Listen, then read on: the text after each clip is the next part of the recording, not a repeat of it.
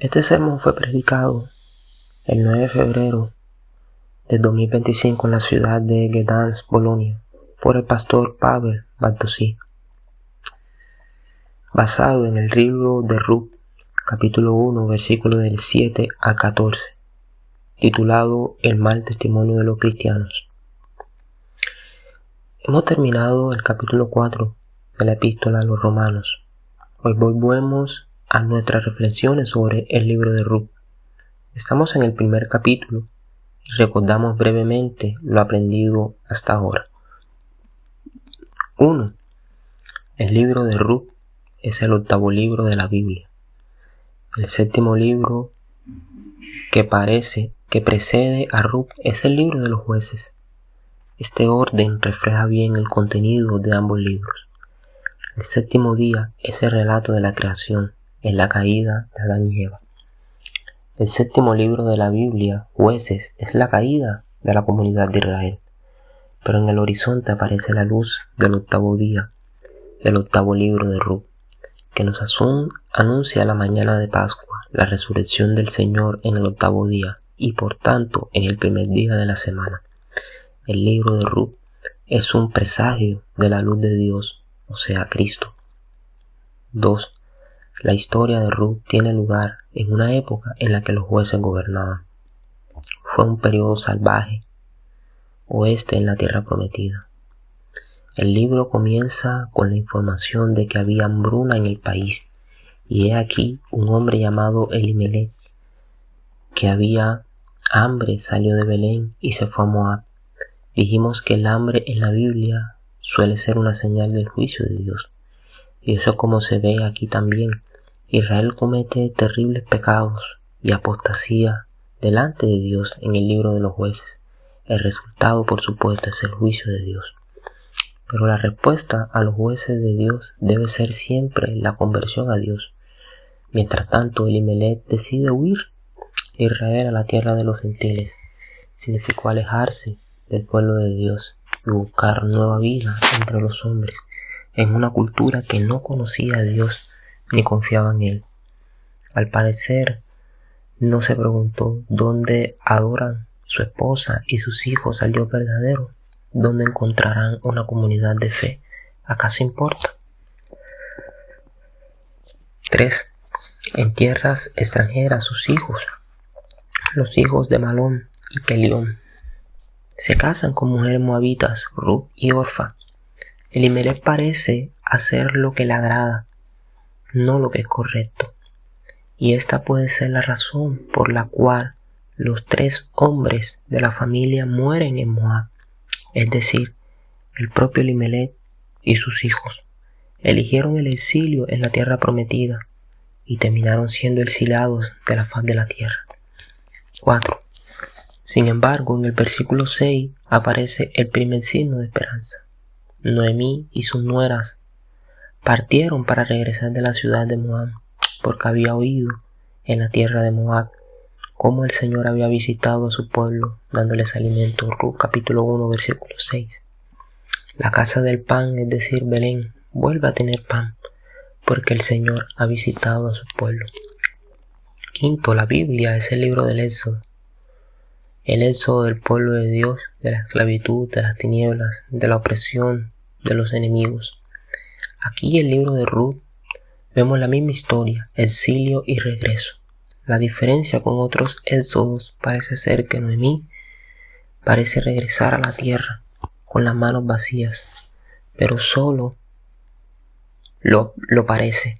De hecho, sale de Moab con al menos un gran botín. Es decir, Ruth regresa con lo mejor de Moab que tiene para ofrecer. 6. El primer libro de los jueces está lleno de batallas épicas y extraordinarias, victorias milagrosas de los jueces sobre los enemigos de Israel. Es allí donde leemos acerca de los 3,000 hombres de Gedeón derrotando a los madianitas y sobre las increíbles hazañas de Sansón en la batalla contra los filisteos. El libro, después de Ruth, es decir, primero y segundo de Samuel, también está lleno de batallas épicas. Por ejemplo, incluye la historia de David derrotando al gigante Goliat. El libro de Ruth está entre estos dos libros. No hay batallas en el libro de Ruth, no existen acontecimientos increíbles, no hay milagros en ello, no hay allí grandes héroes de la fe, o al menos eso parece. El libro trata sobre gente común como tú y como yo, sobre vidas cotidianas, sobre acontecimientos mundanos como el trabajo y la cosecha. No se trata de personas que simplemente intentan sobrevivir a las dificultades cotidianas de la vida. Por eso también es útil y práctico para nosotros. El pasaje de hoy comienza donde Noemí, la esposa de Elimelech, partió a su marido y sus 2 hijos en Moab, y ella se quedó con sus 2 nueras, Orfa y Ruth. Versículo 6. Entonces ella se levantó y regresó de los campos de Moab, ella y sus nueras, porque había oído en los campos de Moab que el Señor había salvado a su pueblo y le había dado alimento. Entonces ella dejó el lugar donde estaba y sus 2 nueras con ella y regresaron a la tierra de Judá. Entonces Noemí dijo a sus 2 nueras: andad, volved cada una a la casa de su padre, que el Señor te muestre bondad como la que tú has mostrado hacia los muertos y hacia mí. Que el Señor conceda que cada una de vosotras encuentre un hogar junto a su marido. Y los besó, y lloraron en alta voz, y le dijeron: volveremos contigo a tu pueblo. Pero Noemí dijo: volveos, hija mía, porque deberás venir conmigo. ¿Podré aún tener hijos que se conviertan en tus maridos? Volveos, hija mía, y seguid vuestro camino, porque yo ya soy demasiado vieja para casarme. Aún si yo pensara que aún hay esperanza, y aún si me casara esta noche y diera a luz inmediatamente hijos, ¿esperarías hasta que crecieran? ¿Renunciarías a casarte nuevamente alguna vez? No, hija mía, porque tengo gran amargura en mi alma por causa de vosotros, porque la mano de Jehová se ha vuelto contra mí. Pero ellos lloraron aún más fuerte. Entonces Orfa besó a su suegra, pero Ruth se quedó con ella. Noemí oyó que el hambre en la tierra de Judá había terminado, pero como se describe, oyó en los campos de Moab que el Señor había salvado a su pueblo y le había dado alimento. En la última catequesis hablamos de la providencia de Dios. La verdad bíblica es que Dios no es un observador, sino que está involucrado en la vida de sus hijos, en los acontecimientos globales y en el control de la naturaleza. Aquí leemos que Dios dio pan a Israel, pero no haciéndolo caer del cielo, sino enviando lluvia, haciendo que la tierra produjera una cosecha para que se pudiera hornear el pan. Esto nos muestra la verdad sobre la providencia de Dios. Dios controla las fuerzas de la naturaleza. No es cierto que los cielos envían las lluvias por sí solos. Dios envía lluvia sobre la tierra y envía agua sobre los campos. Job 5:10. Tú enviaste lluvia abundante, oh Dios, y cuando tu heredad estaba agotada la refrescaste. Salmo 68:10. Él cubre los cielos de nubes, prepara la lluvia para la tierra, hace crecer la hierba en los montes. Salmo 147:8. Entonces Noemí regresó a casa, y sus nueras Ruth y Orfa la siguieron. Las nueras prefieren seguir con el contenido en lugar de quedarse en su tierra natal de Moab. Esto demuestra lo estrecha que es la relación entre Noemí y sus 2 nueras. Aquellos que sufren juntos a menudo se vuelven muy cercanos. 2 jóvenes que habrían tenido la oportunidad de encontrar marido en su propia tierra no abandonaron a Noemí en tiempos difíciles. Sin embargo, Noemí llega a la conclusión de que nada bueno espera a estas 2 jóvenes en la tierra prometida. No tienen familia allí, no conocen a nadie. Es mejor que regresen con sus familias. Las mujeres le respondieron: nosotras volvemos contigo a tu pueblo, versículo 10. Pero Noemí insiste aún, versículo 11: volveos, hija mía, ¿Por qué debería venir conmigo? Como resultado, ambas nueras lloraron y una de ellas, Orfa, regresó a Moab. ¿Por qué Noemí intenta discutir a las dos viudas de ir con ella a la tierra de Judá? Ella dice que es demasiado mayor para casarse, que incluso si pudiera casarse y milagrosamente dar a luz a una edad avanzada cuando los hijos fueran adultos, Orfa y Ruth serían demasiado mayores para casarse. Estos parecen ser argumentos convincentes, especialmente en una cultura donde la seguridad de una mujer estaba ligada a tener un marido. Al mismo tiempo, la explicación de Noemí es bastante inquietante porque envía a estas dos mujeres de regreso a una cultura pagana que vivía sin Dios y alejada de su pueblo. Es decir, volverían a la idolatría, a la tierra de Moab, al culto al dios falso Quemos.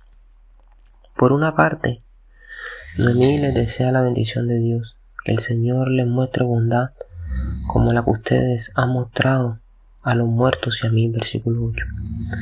Pero el problema es que intenta enviarlos de regreso a Moab y lejos del Señor, creyendo que allí encontrarán un hogar feliz y un futuro feliz. ¿Por qué hace esto Noemí? En primer lugar, parece liberar a Ruth y Orfa de cualquier obligación hacia ella. No os sintáis obligada a seguirme en mi tierra. Aquí tienes a tus parientes y a tu tierra natal.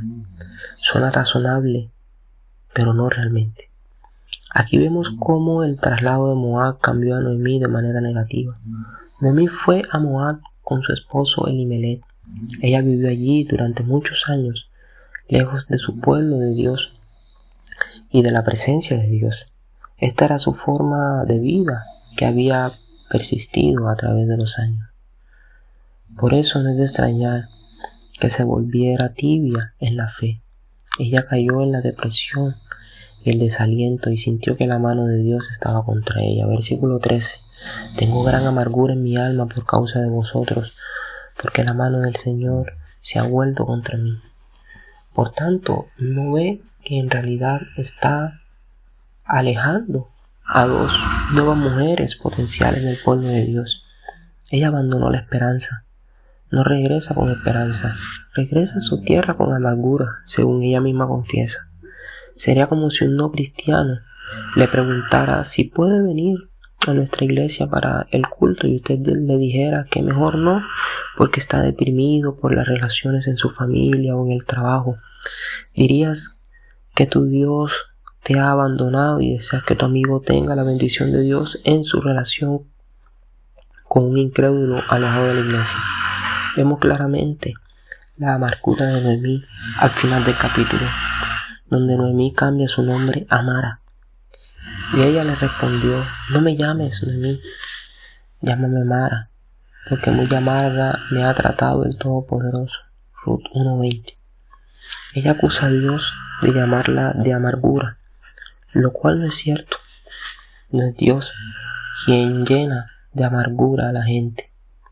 Es el hombre quien reacciona con amargura ante los diversos acontecimientos que le suceden. Noemí y Elimelech eligieron vivir fuera de Israel, y todo lo que sucedió después no fue culpa de Dios, sino una consecuencia de su incredulidad. Los intentos de Noemí de enviar a las viudas de regreso a Moab revelan su voluntad de dejar de confiar en Dios. Es como si les estuviera diciendo: podrían servir a su Dios aparte de la palabra revelada de Dios. Tu Dios probablemente se tratará mejor de nuestro Dios. Mira lo que nuestro Dios ha hecho con mi familia y conmigo. Noemí también pudo haber tenido razones pragmáticas para despedir a las mujeres, pensando que podría ser más fácil para una viuda encontrar provisiones que para tres. Sin embargo, esto también demuestra una falta de confianza en Dios. Cualquiera que sean las razones, la esencia de la historia es que Noemí los está persuadiendo a regresar a una vida de idolatría en lugar de ir con ellos a la tierra prometida como desea Orfa y Ruth. En cambio, Noemí cree que Ruth y Orfa pueden encontrar descanso y un futuro feliz en la tierra de Moab, versículos 8 y 9. Pero no es Moab, sino la tierra de Dios, el lugar de descanso. Es como si les dijera, quizás una moabita les dará el descanso, la seguridad y la felicidad que mis hijos no pudieron darles. Quizás Quemos te conceda descanso, pues Dios no lo ha hecho. Seamos honestos, esto es incredulidad y lamentablemente vemos sus manifestaciones hoy en día.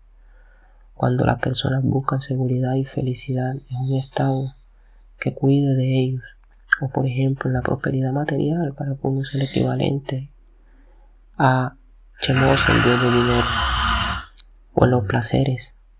Buscaré la felicidad lejos de la iglesia, lejos de la palabra de Dios, lejos de la mesa del Señor. Pero claro que soy creyente. Esta es precisamente la actitud de Noemí en una falta de confianza en Dios. En el versículo 11 descubrimos uno de los temas principales del libro de Ruth, cuando Noemí habla de criar hijos para Orfa y Ruth. Señala la ley del Antiguo Testamento sobre el matrimonio del leribato. El leribato proviene del latín y significa hermano del marido, pariente, redentor. Esta ley la vemos en Deuteronomio 25, del 5 al 10. Aunque el primer ejemplo se encuentra en Génesis 38, en la historia de Onán, quien al tener relaciones sexuales con la esposa de su hermano muerto evitó deliberadamente producir descendencia para su hermano. Según la ley del leribato, si un marido moría dejando a una viuda sin hijos, su hermano u otro pariente más cercano del fallecido estaba obligado a casarse con la viuda. El hijo de este nuevo matrimonio debía ser considerado heredero del triunfo y así continuar el apellido familiar. De esta manera, la tierra que era herencia familiar permaneció dentro de ella.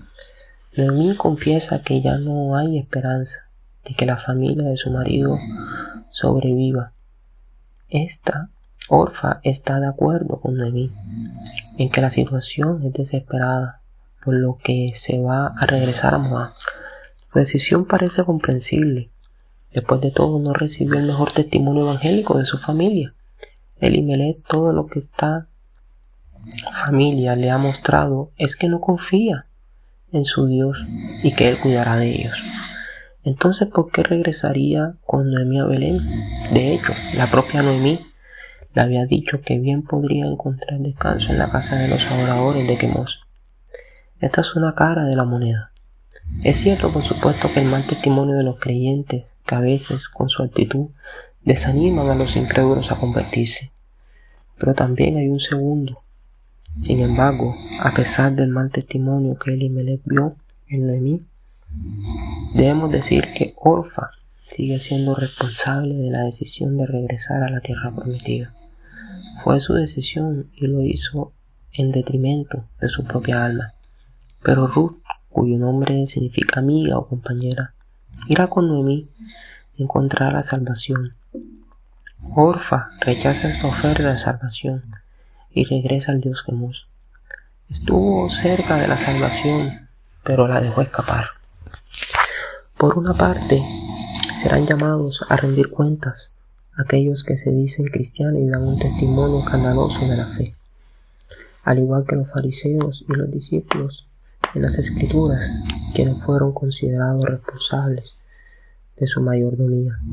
A veces sucede que la vida cristiana hace que otras personas quieran no tener nada que ver con Dios. Al mismo tiempo, aquellos que invocan los pecados de los cristianos para justificar su incredulidad no están en mejor posición, están en el mismo grupo de aquellos cristianos hipócritas a quienes juzgan tan altamente, es decir, en el grupo de los incrédulos. Pero Dios en ninguna parte dice que debido a la hipocresía de los escribas, las personas que rechazan a Jesús tienen una buena excusa. La respuesta adecuada al pecado de la hipocresía cristiana nunca es el pecado de la incredulidad, sino la confianza en Dios. Por lo tanto, si alguien descubre su incredulidad con los pecados de sacerdotes inmorales o pastores inmorales o mecánicos cristianos deshonestos, deben preguntarse: ¿quiero unirme a este grupo viviendo en maldad como ellos, o quieren superarme de tal vida o volvernos al Dios vivo. Ruth, por otro lado, se unió a Noemí, quien estaba lejos de tomar decisiones sabias, pero gracias a ella llegó a Israel, donde Ruth vio que había personas fieles a Dios y estuvo dispuesta a unir su vida a ellas. Abandonó la idolatría y las deidades de su tierra natal. La decisión de Ruth es una decisión de fe. Ella está decidida a venir a Israel e incorporarse al pueblo de Dios. Es un ejemplo para nosotros de cómo comprender lo importante que es la comunidad de la iglesia. Ella estaba dispuesta a dejar su tierra natal inmersa en el pecado para ir a un lugar de honrar a Dios. Saquemos de aquí una lección sobre lo importante que es la comunidad de la iglesia, los problemas en las vidas de Noemí, Elimelech, y podríamos mencionar otros como Lot y su familia, resultaron de su distanciamiento de la comunidad de Dios. Si alguien se aleja de la iglesia, es siempre un estado peligroso para el alma humana, porque es una vida alejada de Cristo, presente en la palabra proclamada, en los sacramentos administrados, presentes en los discípulos, en la comunidad de la iglesia. Apreciamos el hecho de que no tenemos que ir a Israel para estar entre los hijos de Dios, y como dice Hebreos 10:24, no abandonamos el culto corporativo. Hebreos 3:12, animémonos los unos a los otros. Y un último pensamiento. A lo largo del libro de Ruth parece producirse una cierta transformación en la propia Noemí. Veremos cómo Dios obra en su vida, desde la incredulidad, la amargura, hasta la conversión y la gratitud. Noemí es una imagen, un símbolo de la nación de Israel. Era un pueblo de Israel al que necesitaba conversión y redención, pero también necesitamos transformación y conversión. Noemí no es muy fácil a Dios al principio del libro, pero como veremos, Dios la transformará, así como lo hizo con Israel, así como lo hace con nosotros cuando comenzamos a confiar en Él a través de Cristo, nuestro Señor y Salvador.